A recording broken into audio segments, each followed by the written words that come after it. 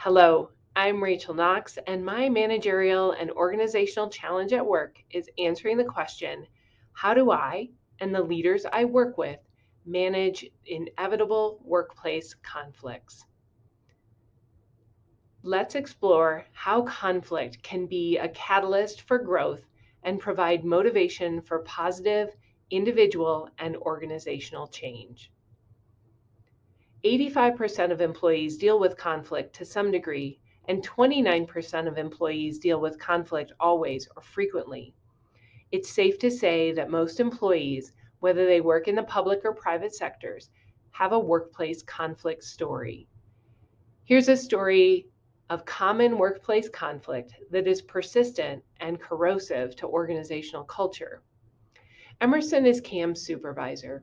Every 2 to 3 months, Emerson or Cam contact HR with a compliance question. Generally, these questions are never fundamentally about compliance. It takes about 5 minutes to answer the compliance question, but Cam or Emerson often want to stay and talk for much longer. The underlying issues are relational. Emerson is proficient with tasks but struggles as a supervisor and prefers control and authority relationships. Cam is a well-educated and experienced professional who would like to work fully autonomously. Cam and Emerson's working relationship impacts everyone in their sphere and makes most interactions tense and unstable. Over time, their work, their department, and all of their relationships suffer. So, what is the cost of allowing these multifaceted conflicts to persist? A 2008 study by CPP, now Myers-Briggs Company, calculated that globally $359 billion were lost annually due to decreased performance, low morale, and unrealized revenue because of workplace conflict. Data from a 2022 survey by Gallup found that active disengagement by employees is costing the global economy $7.8 trillion annually. In their 2015 book, Everybody Matters, Bob Chapman and Ray Sisodia stated that 88% of the US workforce was going home every day feeling that they worked for an organization that didn't care about them. This data indicates a disconnect between employee expectations and organizational culture and leadership behavior. While the pandemic certainly impacted employee engagement and changed what engagement will look like forever, conflict has been impacting profitability, employee satisfaction, and employee engagement for decades. Often, managers consider conflict something to avoid, placate, or ignore. Recognizing what conflict looks like, where and how it happens, and its signs and symptoms is critically important to managers. We all want to express ourselves and need to be heard.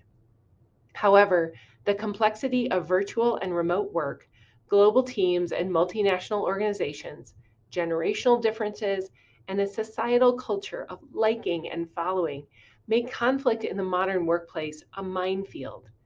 The fact is, we don't all like and want to follow our coworkers every day. So, what strategies can help us see beyond liking and following? Here are a couple of organizational structure, design, and/or development approaches to increase the conflict management skills of organizations.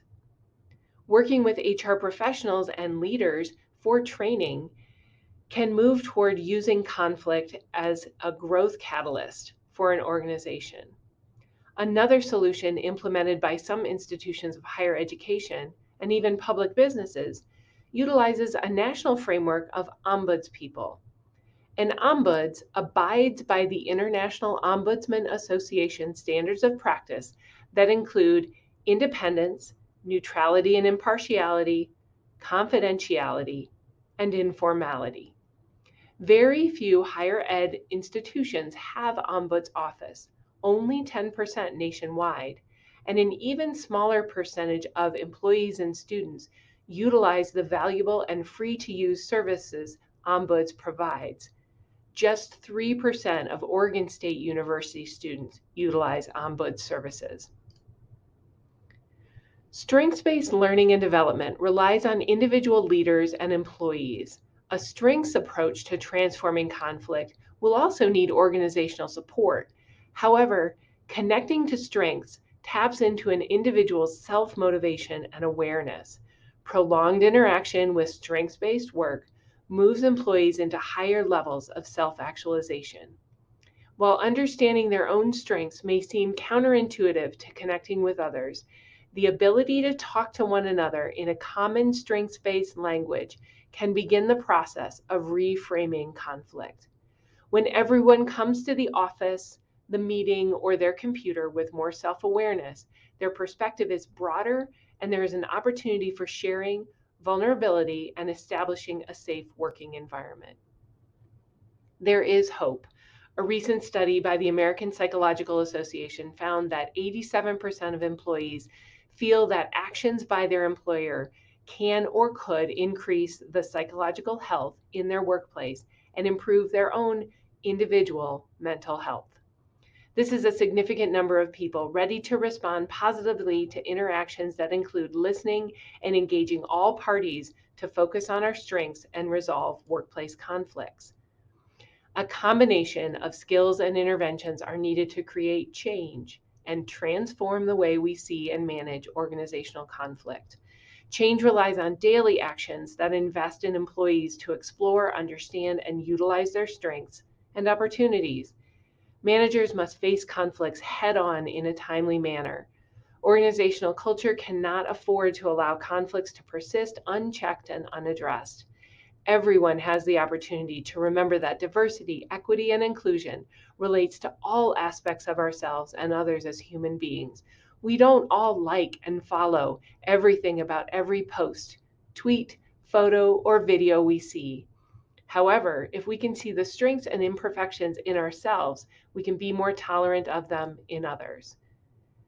This is presented with gratitude to my colleagues, my employer, my family, my GSEP cohort members, and the GSEP faculty and staff, especially Dr. Santor. These references are presented with appreciation for all the learning they provided and continue to provide. Thank you.